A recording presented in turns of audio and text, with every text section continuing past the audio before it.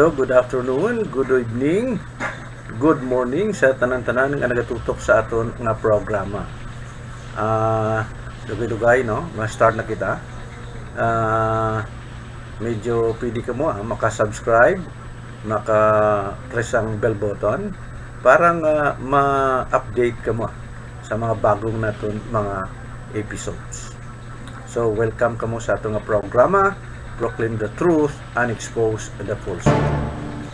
Ang aton pag-istoryahan subong, this is all sa kay Jesus Christ. No? Sige. Amo nang aton nga topiko subong, kung sino si Jesus Christ. No? So amo nang aton nga dapat pag-istoryahan. Okay. Who is the real and true Jesus Christ of the Bible? Yan po. So, ang gusto kong mangyari, ito ang episode na gusto ko. Ang Bible naghahambal that Jesus worship the only true God. And also Jesus pangamuyo siya. So, gusto ko lang sa liwat, ako si Engineer Ronnie Albao. Kag ako ay isang Islam or Muslim. Nagapati ako, we do believe that Jesus is the one of the mightiest messenger of God, of Allah, and he healed the sick, the lepers, by God's permission.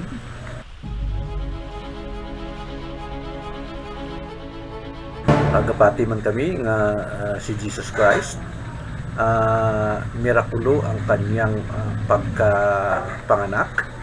We do believe nga ang iyang nanay is a virgin.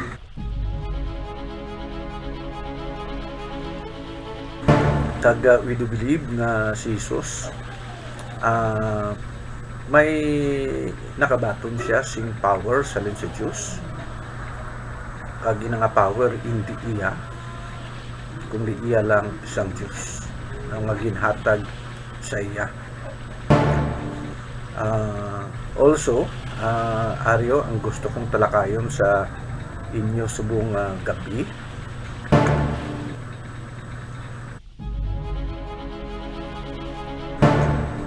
that Jesus worship the only true God. May mga bersikulo kitaan nga ihatag sa inyo to prove nga si Jesus hindi Diyos.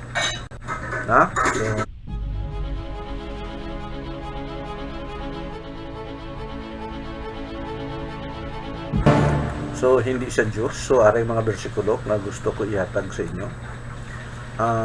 Number 1 na verse is John 17:3. And this is life eternal, that they may know thee, the only true God, and Jesus whom thou hast sent. So ini nga bersikulo, John 17:3, hambal si Jesus nga gusto niya introduce kita sa isa ka the only true God, no? Kag si Jesus gapati kami, he was sent by God. So lain ang nagpadala,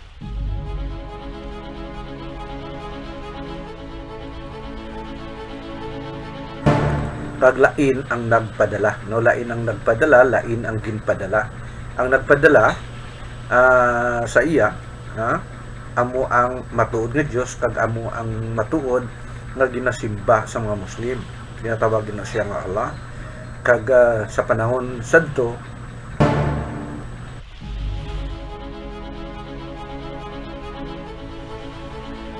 isa sa mga ginpadala sang Diyos amo si Jesus.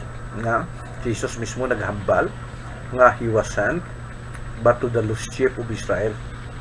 So si Jesus nga ginpadala amo nang nagapakilala sa inyo nga this is life eternal, that they may know thee, amo nang hambal ni Jesus Christ, the only true God. Now, kag si Jesus amo ang imo nga pinadala. There is Luke 6:12. Gusto ko ipaibalo sa inyo. Luke 6:12. And it came to pass in those days that he went into the mountain to pray. No? Anong ginahimo ni Jesus? So ginaprove ko sa inyo na si Jesus dire nagapangamuyo. No? Nagapangamuyo siya. Pag kung nang taon mo kagayina dire sa aton nga topic, Jesus worship the only true God and praise to God. Ha? So, amo na.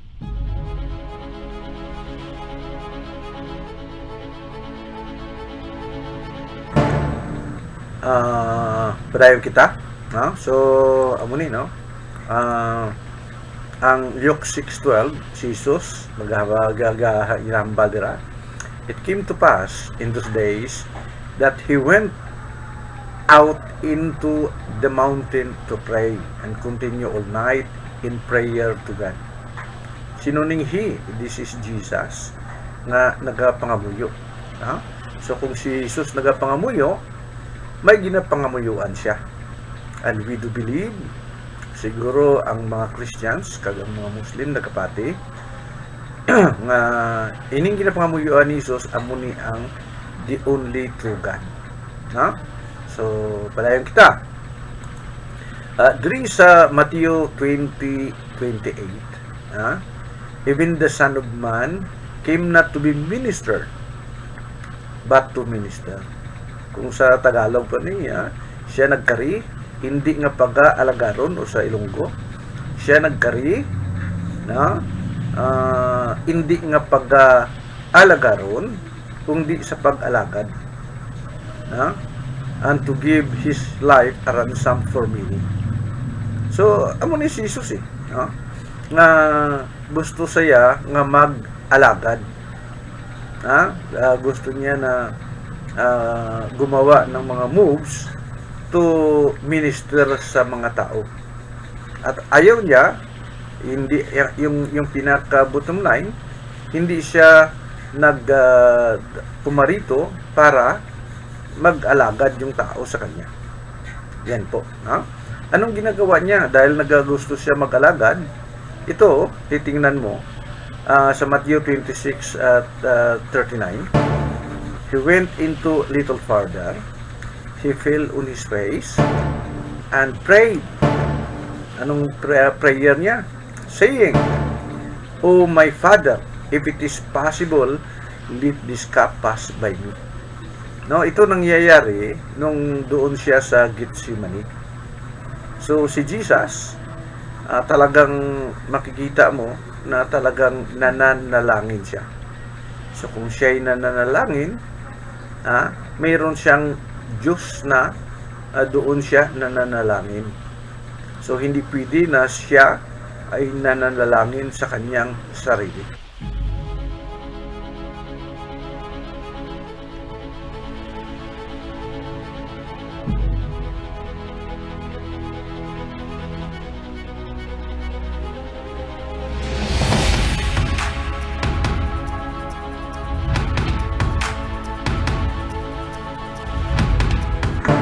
So, patuloy po tayo.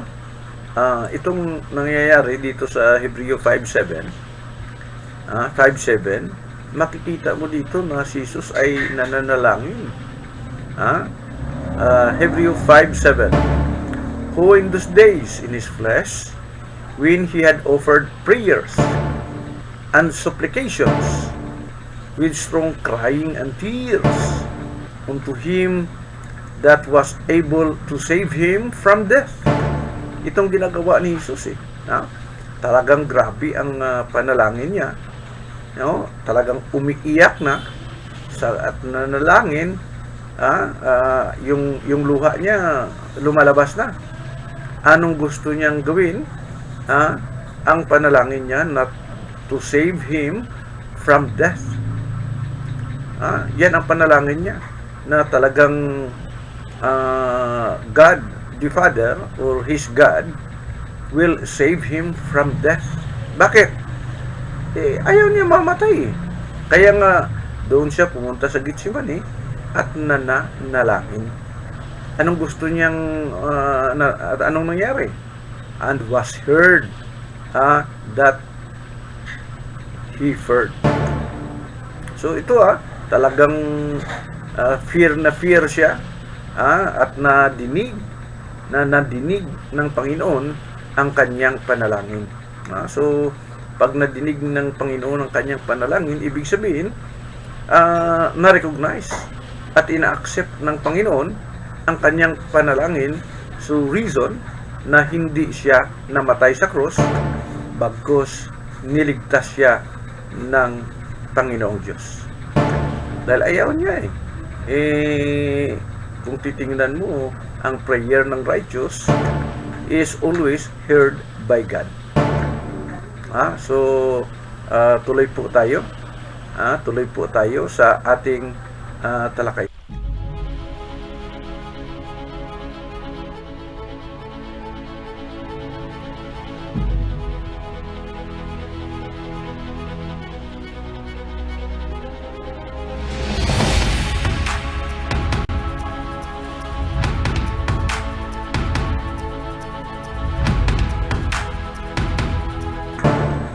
Tuloy po tayo, no? Anong nangyayari? Kung titingnan mo dito sa conclusion natin, sinasabi dito, no? Na who was Jesus praying to? No? Kanino siya nananalangin? Kay sino siya fell on his face sa ground? Anong purpose niya? Kanino? No? Was Jesus crying in tears to himself? Hindi naman siguro. Wala namang siraulo na maniniwala na siya'y nanalangin sa kanyang sarili.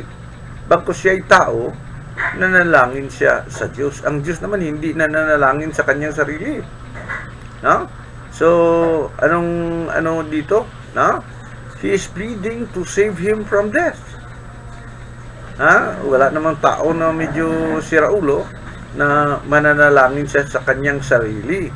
So, sa tanong dito, na nanalangin ba siya sa kanyang sarili? Surely, the answer must be no. So, ang totoo niyan, ang Diyos, si Jesus, ay nanalangin sa totoong Panginoong Diyos. Dahil siya ay servant ng Panginoong Diyos at pinadala siya, may mga function siya, may mga obligasyon siya na dapat gawin. But ayaw niyang mamatay. So siya ay nananalangin to save him from death. Yan po ang nangyayari. Okay. Ano pa? Kung titingnan mo dito, ang Quran mismo nagsasalita at sinasabi na hindi siya namatay. At dito, sinasabi dito, it is Allah who is my Lord. Sabi ni Jesus dito sa Quran. Sabi ni Jesus, it is Allah who is my Lord and your Lord. Then worship Him. This is the way that is straight. Dito makita sa Quran 3:57. So, sa Biblia, ganun din sabi niya, ang Panginoong Diyos ay siya yung kanyang Diyos. I go to my Father, your Father. I go to my God and your God. Yan po ang sinasabi niya. Okay. Dito, titingnan natin. Ang mga disciples ba naniniwala na si Jesus ay Diyos? Yan po ang katanungan natin sa ating mga nanonood dito. So, ang mga disciples ba naniniwala? Did not believe Jesus was God. Dito, talagang hindi sila niwala na siya ay Diyos, ang mga disciples. Even si Thomas. Ipoprove natin yan one by one. Okay. Ito, titingnan mo.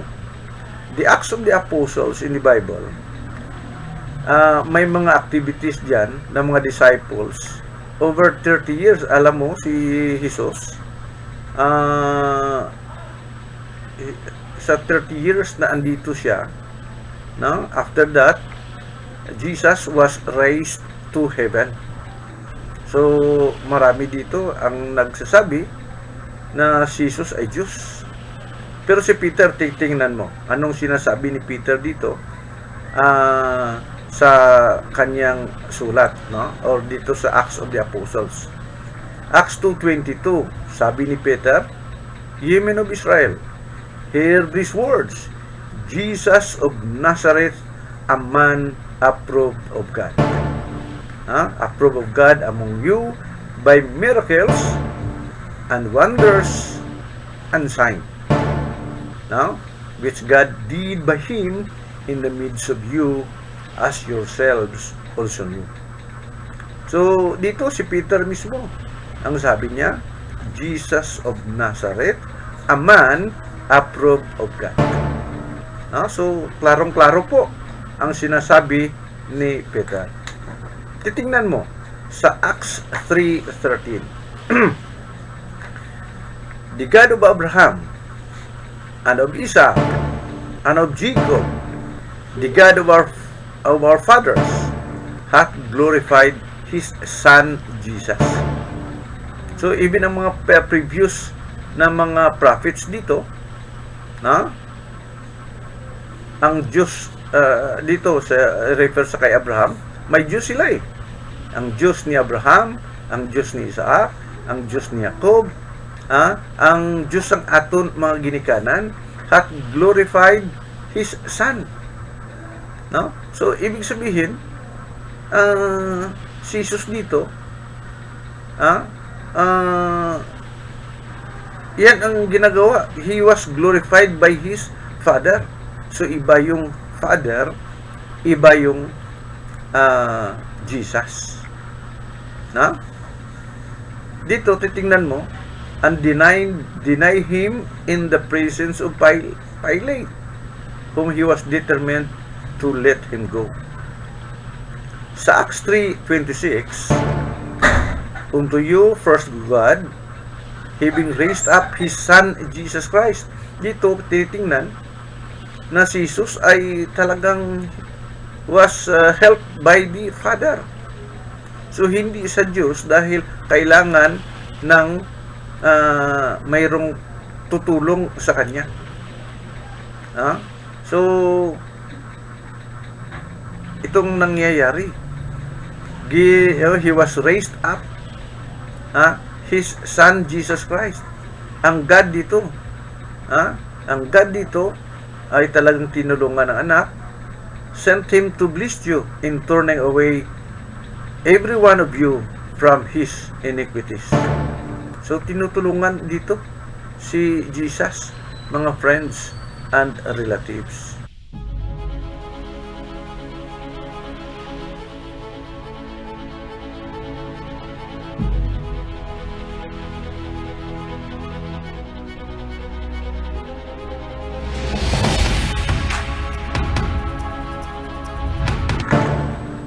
Tuloy po tayo sa isang verse gusto ko ipakita sa inyo dito sa Acts 4:27. For if the truth against thy holy child Jesus, whom thou hast anointed. So ito itong anak na si Jesus, inanoint lang. Mayroong nag-anoint at si Jesus ang anointed one. Itong sinasabi dito. And the people of Israel were gathered together. Sa 4:30, by stretching forth thy hand to heal, and that signs and wonders may be done by name of that holy child, Jesus. So, ibig sabihin, binibigyan lang si Jesus ng power, ng Diyos Ama sa verses na ito. By stretching forth thine hand to heal, and that signs and wonders may be done by the name of the holy child Jesus. Yan po, So, ang punto dito, gusto kong mangyari na iba yung Panginoong Diyos, iba yung Jesus. So, ang Jesus ay binibigyan ng mga signs and wonders. Gumagawa siya ng signs and wonders not by himself but by God the Father. So yan po. So when faced by opposition from the authorities, si Peter nagsalita, we must obey God rather than men. The God of our fathers raised Jesus. So si Peter mismo sinasabi niya na iba yung God na dapat nilang sundin, the God of our fathers nga make Jesus raised. Actually, ang mga Muslim naniniwala na si Jesus was raised to heaven without passing death. Talagang he was saved at hindi siya namatay. He was taken up to heaven alive. Parang-parehas yan kay Elijah. Si Elijah was taken by a whirlwind, parang chariots ng fire to. Dinala siya sa langit. Yan din si Jesus.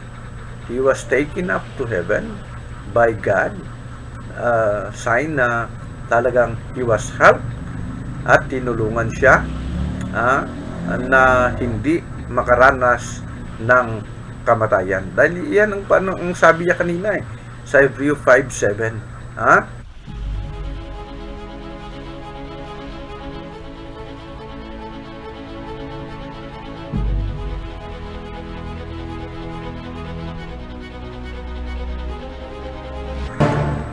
Yan ang sinasabi niya sa Hebrew 5:7.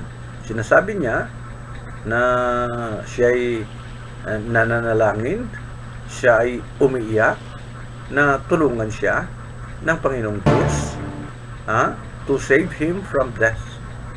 So, yan po. He was raised by God to heaven without niligtas siya to help him to save him from death. Dahil yan ang panalangin ni Jesus. Okay. Ano pa? Gusto ko ipakita dito ang another verse. Na si Jesus ay servant of God.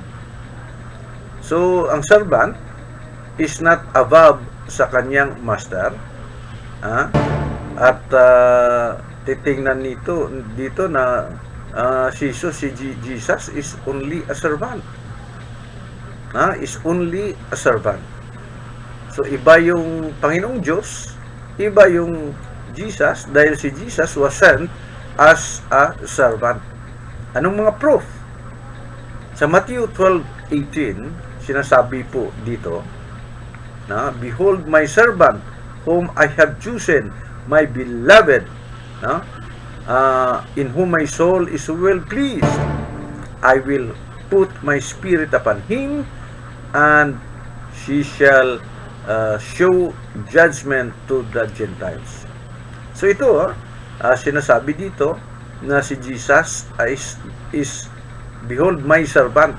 Yang tawag dito ng Panginoong Diyos sa kay Jesus ay kanyang servant, whom I have chosen. Ang Panginoong Diyos mismo ay pumili sa kanya. Dito sa verse na to. Ano pa? Sinasabi ni Jesus na wala siyang magawa sa kanyang sarili. The Bible says that Jesus could not do anything by himself. It is a proof. If you are not God, of course you are powerless. Of course you are powerless.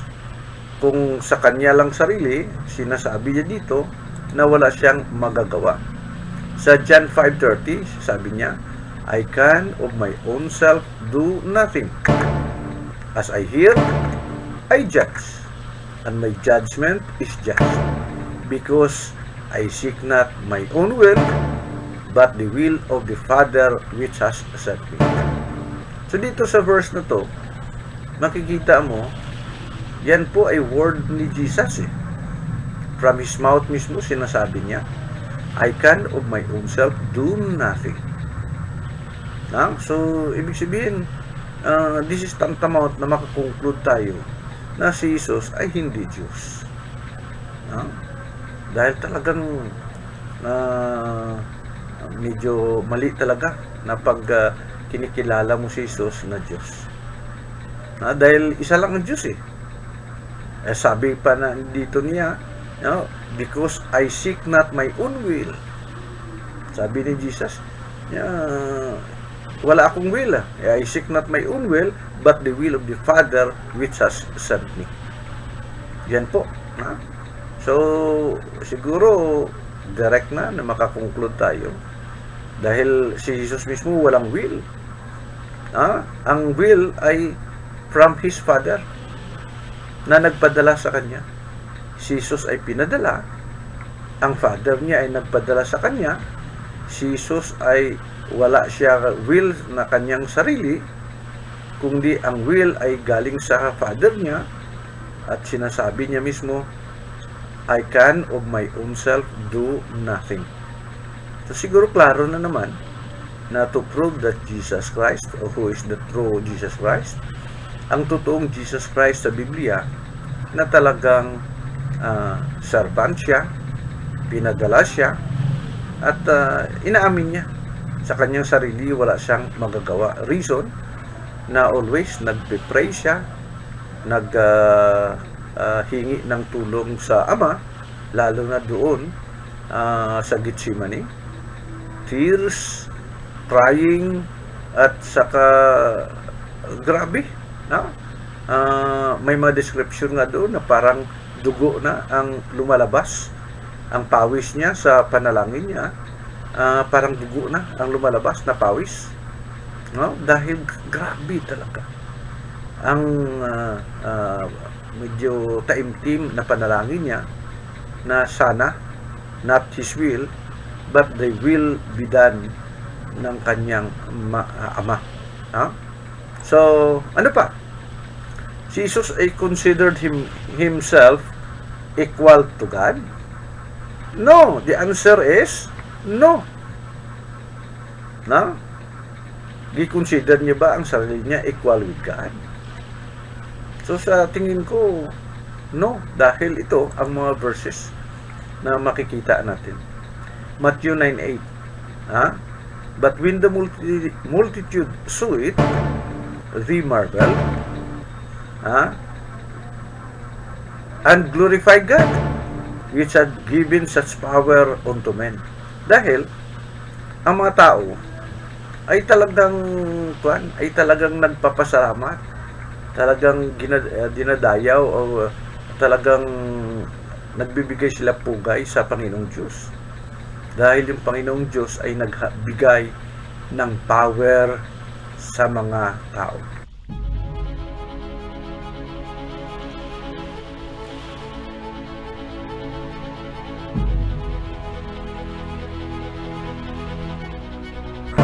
So, yan po ang makikita natin kung titingnan mo. Ang nagbibigay ng power ang Panginoong Diyos. Dahil si Jesus nung isang verse na binibigay natin, I can of my own self do nothing. Wala siyang magagawa. So kung mayroong power na siya, siguro isa man siya sa mga naka-receive ng power. Reason na nakabigay siya ng sa bulag, eyesight, yung mga may sakit mapagaling niya, at talagang siya medyo parang powerful siya. But ang gusto ko lang ipadating dito na yung Panginoong Diyos ay nagbibigay ng power even sa mga tao, lalo na kay Jesus Christ. So kung si Jesus ay nagre-receive ng power, ng mga himala, ng miracle galing sa Diyos, hindi sa Diyos, dahil ang Diyos ay hindi nangailangan nang nailangan na bigyan Di ba? Okay. Dito makikita mo sa Acts 22, no? May mga miracles and wonders and signs na binibigay mismo ng Panginoong Diyos sa kay Jesus. Ano sabi dito? Ye men of Israel, hear these words. Jesus of Nazareth, a man approved of God among you, by miracles and wonders and signs. Ibig sabihin, ang Panginoong Diyos ay nagbibigay ng mga miracles and wonders and signs. Now, which God did by Him. Ano sinasabi dito? Which God did by Him in the midst of you, as you yourselves also knew. So, dito makikita mo na ang Panginoong Diyos ay nagbibigay na Jesus of Nazareth, a man approved of God among you. By what? By miracles, by wonders, and by signs. Sino nagbibigay? Which God did by Him. Klarong-klaro. No? So, yan ang Jesus. Sa pagkakilala ko, talagang sinasabi niya, I of my own self do nothing. Pero kung may mga miracles, may mga wonders, may mga signs na gagawa na parang extra parang hindi ordinary. No? Yan na power ay galing sa Panginoong Diyos, binibigay din kay Jesus. Okay. So, if Christ was God, the Bible simply say that Jesus did the miracles Himself. By making reference to God. Pero always, sabi niya, ito ginagawa ko, not my own, but by God. So, yan po. No? So, meaning to say, the fact that it was God supplying the powers for the miracles showed by Jesus, so God is greater than Jesus dahil si Jesus ay binibigyan lang ng power, binibigyan siya ng mga signs, binibigyan siya ng mga signs, wonders. So, ang nagbigay, yan ang greater. Ang binibigyan, yan ang hindi greater. Binibigyan ka lang eh. Pero ang nagbigay, yan ang supposed to be, ang i-acknowledge natin. Okay. So, another, gusto ko ipapakita sa inyo. Si Jesus, may mga miracles, pero limited. Yung miracles na yan, na limited, sino galing? Galing sa kanyang ama. So, nagpe-perform din siya, pero limited. Pero yung, walang, imposible sa Diyos eh. Lahat ay pwede. So, kay Jesus, limited ang mga perform niya na miracles. One time, when Jesus tried to heal the blind man, may second attempt. Ang first na attempt niya, hindi yan napagaling. But sing ganun, may limitation. Dito sa Matthew, sa Mark 8, 22 to 26. The man was not healed after the first attempt.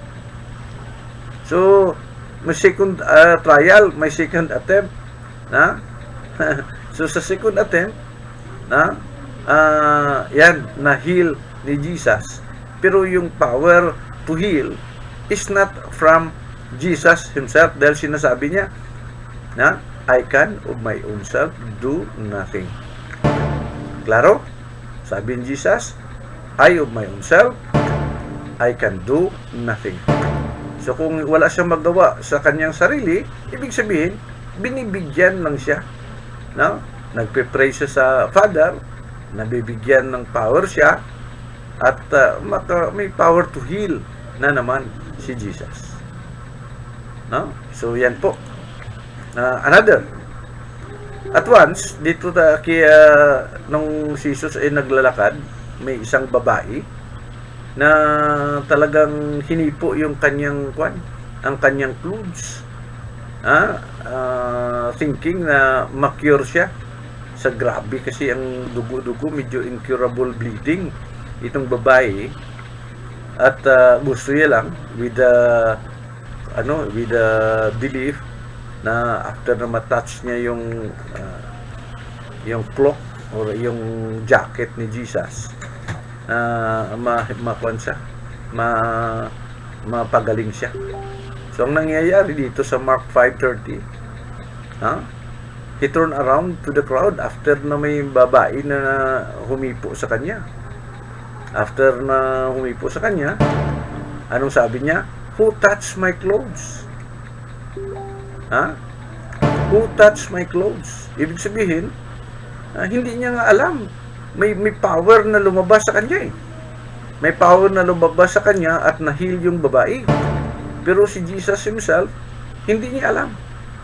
Hindi niya alam na kung sino ang humipo ng kanyang damit. So, yan po. Tantamount na makapagsalita tayo na si Jesus mismo hindi niya alam eh. May power lang given by God si Jesus. Pero ang nangyayari sa mga kaibigan nating mga Christians, si Jesus ay kinikilala nilang Diyos. Si Jesus ay nagsasalita niya, wala siyang magawa sa kanyang sarili, at binibigyan lang siya ng power, mga friends and relatives. Sa sinasabi ko na kanina, kung si Jesus ay binibigyan, ang mas powerful ay ang yung nagbigay, yung nag-receive ng power. Respetuhin natin, pero yung nagbigay ng power, which is God, yan po ang dapat nating bigyan ng pansin. Dito sa Mark 6:5, and he could there do no mighty work, save that he laid his hand upon a few sick folks and healed them. Sabi dito, ang pagkakilala dito, nakasulat dito sa kay Mark, and he, sinasabi dito sa kay Jesus, si Jesus there could not do mighty work, maliban na lang nakalaid siya ng hands sa mga ibang tao doon at napagaling niya. Pero it's no mighty works dahil marami din siyang hindi nagawa na mga mighty. Quite obviously, some with such limitation cannot be God. May mga limitation si Jesus eh. Gusto yang mapagaling, hindi mapagaling. May second attempt siya, may third attempt siguro, and so on and so forth, at napagaling. So, yan eh, power given by God. Kami mga Muslim, naniniwala po kami na si Jesus is one of the mightiest messenger of God. Naniniwala kami na si Jesus ay nagpagaling by the help of God. Yung mga bulag ay napakita niya, yung mga pilay napalakad niya, pero hindi yun sa kanyang power. Ang power na yan is given by God Himself to Jesus. So, yan po ang gusto ko iparating sa ating mga tagapanood. Ito pa, the Bible says that at times of weakness, ang anghel ay nagbibigay sa iya ng lakas. Binibigyan siya ng dahil ito si Jesus ay kung minsan weak luya siya, medyo hindi siya malakas. So in sometimes na kung siya ay mahina, ang angels ng God ay nagbibigay sa kanya ng lakas. God however does not need to be strengthened. Kung ang Diyos, si Jesus, hindi kinanglan hindi niya kinanglan ng tulong. Human needs to be strengthened. O ibig sabihin, ang tao kinanglan na ng tulong. At ang Diyos ay hindi kailangan ang tulong because He is all powerful. If God or if Jesus had to be strengthened, He must not be God. Yan po ang konklusyon na gusto kong ibigay sa inyo. Dahil si Jesus ay tinutulungan ng anghel, ang Diyos ay hindi kinanglan ng tulong eh. Siya dapat ang tumulong. So, ito ay tantamount na makakonsider tayo na si Jesus is not God. Okay, tuloy po tayo dito sa Luke 22:43. And there appeared an angel unto him from heaven, strengthening him. Talagang siya, tinutulungan. Kung weak ka, binibigyan ka ng angels. Ang sabi dito, and there appeared an angel unto him from heaven, strengthening him. Pinapabaskog siya. Tinutulungan siya. So, yan po. Sa Luke 22:43, and there appeared an angel unto him from heaven. Saan galing yung angel? Galing langit. So, kung ang angel is galing langit, ibang mga kaibigan nating mga Christian, sinasabi, si Jesus kuno galing from heaven. Ito, angels coming from heaven. So, ibig sabihin, angels, God din, dahil galing ng heaven? Hindi. At ang pinaka-importante dito, tinutulungan siya ng angel galing from heaven. Mark 1:13. And he was there in the wilderness 40 days, tempted of Satan, and was with the wild beast, and the angels ministered unto him. Tinutulungan si Jesus sa time ng fasting niya. Andun sa wilderness ng 40 days. 40 days. Gintem siya ng Satan. Anong ginawa ng angel? Tinutulungan siya. Mark 1:13. So, ang angel ay tinutulungan si Jesus.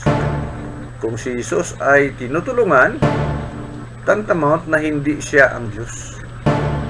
Dahil ang Diyos hindi kailangan ng tulong. Kundi ang Diyos ay siya ang source of tulong, ng help, mga friends and relatives. Okay. Isa pa. Ang Jesus, ang Biblia nagsasabi that Jesus wanted God's will to be done. Ibig sabihin, hindi yung kanyang will, kundi yung Father's will. Ito, titingnan mo, John 5:30. Because I seek not mine own will, but the will of the Father which has sent me. So, klarong-klaro. Dito sa Luke 22:42, if thou be willing, remove this cup from me, nevertheless not my will, but thy will be done. So, ibig sabihin, si Jesus walang will eh. Kung may will man siya, superseded, overpowered ng will ng kanyang Father. Okay? So, patuloy po tayo. John 6:38. I came down from heaven. Ayan, nagsabi ni Jesus. Angel, galing din ng langit. I came down from heaven. So, sabi nila, si Jesus, galing ng langit, to siya, Diyos. Anong sabi dito? For I came down from heaven, not to do my own will. Wala pala siyang will. Ang kanyang will ay hindi importante. Ang importante, the will of Him that sent me. So, yan, word ni Jesus po ito eh. For I came down from heaven. So, ang conclusion nila dayon, dahil si Jesus ay galing ng langit, hindi siya tagalupa. Dahil doon siya ng langit. Ang angels. Ang souls natin, saan ba galing? Yung kalag natin. Ang kalag ay pumapasok sa atin. Ang soul ba? pumapasok sa atin the moment na andun tayo sa womb ng ating mother. Sa mga paniniwala ng mga scholars at paniwala ng mga Muslim, after 4 months na ang bata ay nasa sipid na pupunan ng tiyan ng kanya sa sa tiyan ng kanyang ina. 4 months na andun siya dahil 9 months yung nung pagbubuntis ng isang babae. So, within 4 months, ang Diyos ay nagde-declare na ang souls that God created before the foundation of the world ay ipoproclaim niya doon sa womb ng ina. Ang soul ay pumasok doon sa fetus. 4 months old ang fetus. 4 months old ang fetus. So, ang soul na yan is galing from heaven. So, ang soul natin, if it is galing from heaven, Diyos ba yan? Hindi. Si Jesus came down from heaven. Diyos ba? Sabi ng mga Christians, oo. Ang soul natin. Ang angels, saan ba sila galing? Sa lupa? No. They were there with God before the creation of heaven and earth. Dahil sa creation, hindi na i-mention kung kailan sa 7 days o 6 days ng creation, walang sinasabi doon na nag-create ang God ng angels. Ibig sabihin, before everything, before heaven and earth, 6 days before yung mga hayop, mga fowls, mga beast, mga heavenly bodies, before they were created, God already created, and it stays there in heaven. Stays there in heaven ang souls, ang mga angels, ang mga spirits, is with God in heaven. So, si Jesus, ang soul ni Jesus is galing din from heaven. Kaya nga sinabi ni Jesus one time, before Abraham was I am. Bakit? Yung soul ni Jesus sa physical nature ni Abraham, mas nauna ang soul ni Jesus. Pero ang lahat ng souls was created by God before the creation of the world. So lahat ng mga souls, spirits that God created, ang mga angel spirits to no? Ang angels, we do believe, and I hope some Christians believe also, that spirits, angels, were created before us. We will discuss that after some time. Para magkaano tayo dahil dito, pag sinabi na, for I came down from heaven, dito sa John 6:38.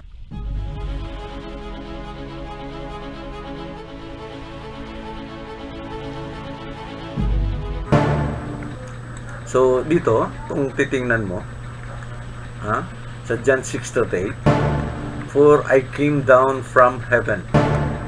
Ang mga Christians, nagkukonkluda yun na si Jesus is God because Jesus is from heaven. Jesus is from heaven. So, if Jesus was from heaven, He must be God. Yan ang conclusion nila dayon. But ang angels, spirits, souls, we do believe that God, ang angels, sinasabi doon na 1/3 of the total population ng heavenly beings, mga angels. Kasi marami. May mga angels na cherubim, seraphim, at mga ordinary angels. They were created by God and they are staying there in heaven.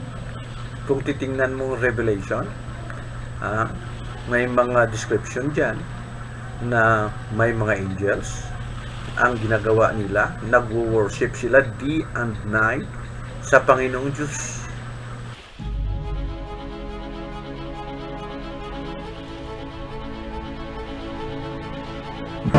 Yan po, no? So, gusto kong ipaalam sa inyo na hindi lahat na galing ng langit ay Diyos. Okay. Forward po tayo. Sa mga Trinity, mga naniwala ng Trinity, sinasabi na nila dito na yung Son is co-level with the Holy Spirit, co-level with the Father. Pero ito, may mga Trinity na ang iba ay less equal. Pero may mga Trinitarian na naniniwala na the Father, the Son, and the Holy Spirit are co-equal. So, yan po. Kung sila co-equal, tapos si Jesus nagsabi, I do not seek my own will, so may maraking questions na dapat nating intindihin. Jesus admits to subordinating his own distinct will. Yung will niya hindi impose. Always sinasabi niya na yung will ng Father ma-supersede sa kanyang will.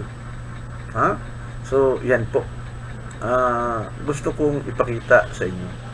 So, kung tayong partner, tapos ang isa ay walang will, yan sa Trinity, so, yan po ay malaking problema sa mga Trinitarian.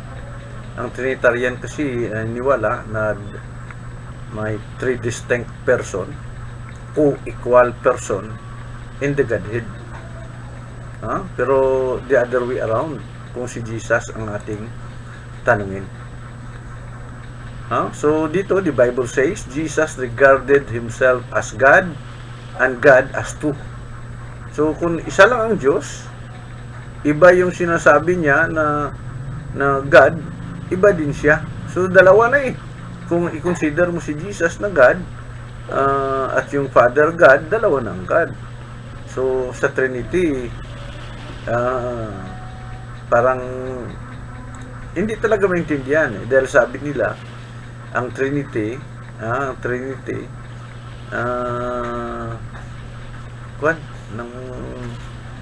hindi daw ma-fathom, hindi daw maintindihan, pero paniniwalaan lang para magkaroon kayo ng kaligtasan. So yan po. Dito kung titingnan mo sa 1 Corinthians 11:3, now I want you to realize that the head of every man is Christ. So, titingnan mo ditong hierarchy. Ang head ng mga tao, ng every lalaki, ay si Christ. And the head of every woman is a man. Ang mga babae daw, ang kanyang head, ang kanyang ulo, ay yung mga lalaki. Pero si Jesus, and the head of Christ is God. So, ibig sabihin, iba yung God, iba yung Christ. Iba yung God, iba yung Christ. Dahil dito makikita mo na talagang may distinct. Ulitin ko, sa 1 Corinthians 11:3, the head of every man is Christ. So, iba yung tao, iba yung Christ. And the head of every woman, yung mga babae, is the man. But the head of Christ is God. So, may distinction, So, yan po, may distinction between God and Jesus Christ. Dito sa 1 Corinthians 15:28, after na medyo nanalo na si Jesus Christ,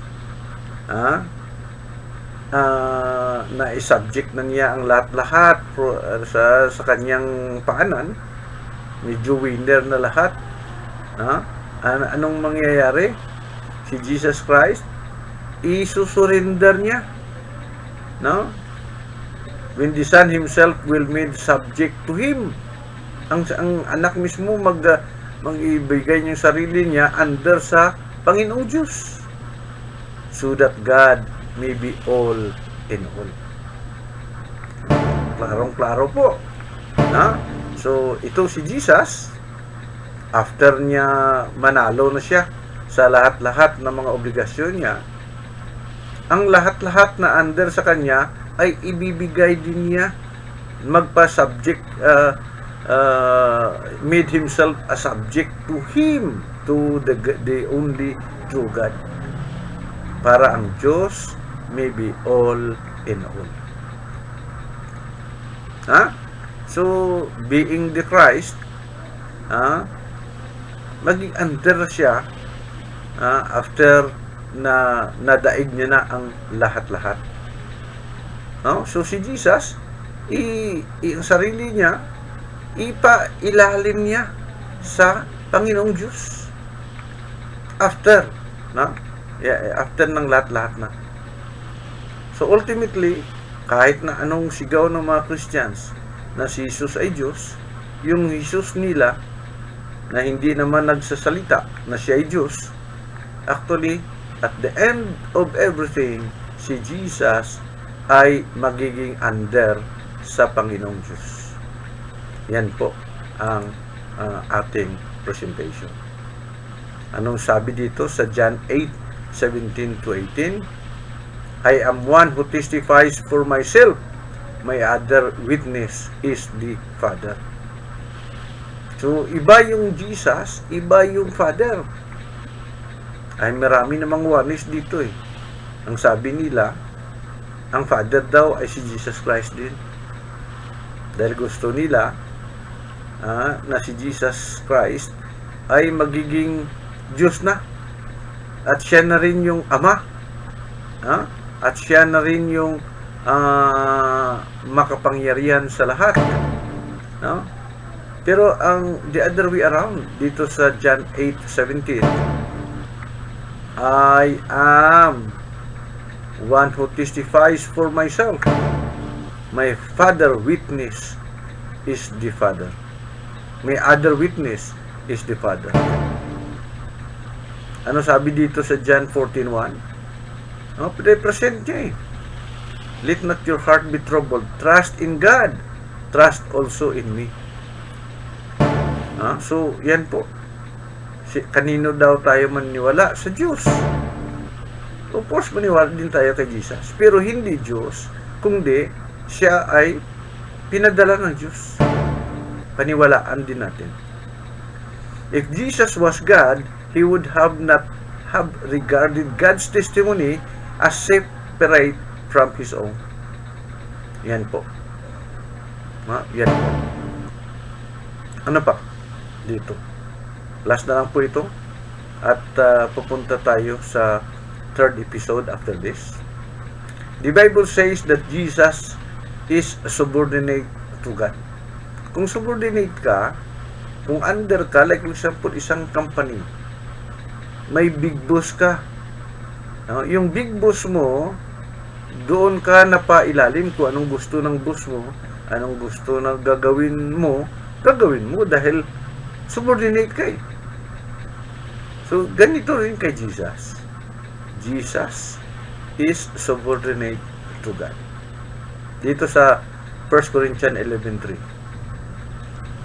So, sabi niya, now I want you to realize that the head of a man is Christ. And the head of a woman is the man. And the head of Christ is God. Kita mo? I-realize natin yan. Ang head daw ni Jesus is God. So, saan namang gagaling yung Trinity dyan? Dahil ang head ni Christ is God. Dito sa 1 Corinthians, kanina, na bibigay ko na to, si Jesus ay nagbigay. Ibibigay niya. After masubject na sa kanya ang lahat-lahat, ibibigay niya sa Panginoong Diyos. Para ang Diyos ay maging all in all. Okay. No, 1 hour na. Sige. Ito na lang. The Bible says that Jesus grew in wisdom and learning. Parang ganito rin tayo. Tayo nag-aaral. After mag-aaral tayo, magkaroon tayo ng talino. No? After mag-aaral tayo, talagang kung may mga problema, kaya na natin dahil medyo tumaas ng talino natin. Gayon din kay Jesus. Ano sabi dito? But God is all wise. Dito sa Samson. And does not need to learn. Of course naman, hindi naman kailangan na mag-learn pa ang Diyos dahil He is all-knowing. Pero si Jesus, nag-i-increase ang kanyang wisdom. No? Great is thy Lord and abundant in strength. His understanding is infinite. Yan po ang patotoong Panginoong Diyos. Pero si Jesus, ano ang sinasabi dito? And Jesus increased in wisdom. No, yung talino niya nag-i-increase dahil sa may kilala nga ako dito through experience daw. Through experience, hindi naman siya nag-aral, pero through experience, naging okay siya. Diba? So, dito, and God increased in wisdom. Jesus increased in wisdom. Therefore, hindi siya Diyos. Dahil sinasabi dito na God does not need to learn, but Jesus learned. Sa Hebreo 5:8, although He was a son, He learned obedience. Yan po ang sinasabi.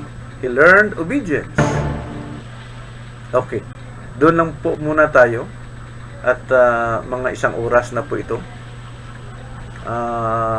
Sa ulitin. Pwede kayong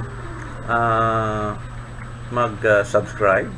I-press ang bell button.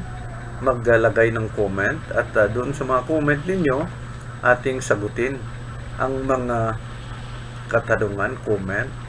Bigyan natin po ng tamang kasagutan ang inyong mga comment. Again, I am Engineer Ronnie Albao, your Bible falsehood exposed. Sa ulitin, kabayang tagaan kita sing maayong nga pag-iisip. Bigyan tayo ng talino to differentiate kung ano ang tama, ano ang mali. Yan po ang gusto ko at para makita natin yung tama.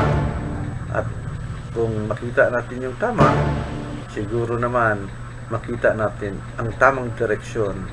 At ang direksyon na gusto ko sa inyo, gusto natin lahat, direksyon langit po, hindi impyerno. Sa ulitin, ako ay si Engineer Ronnie Albao at nagsasabi, may the peace and blessing of the one true God be to each and everyone. Hasta la vista. Thank you, and thank you.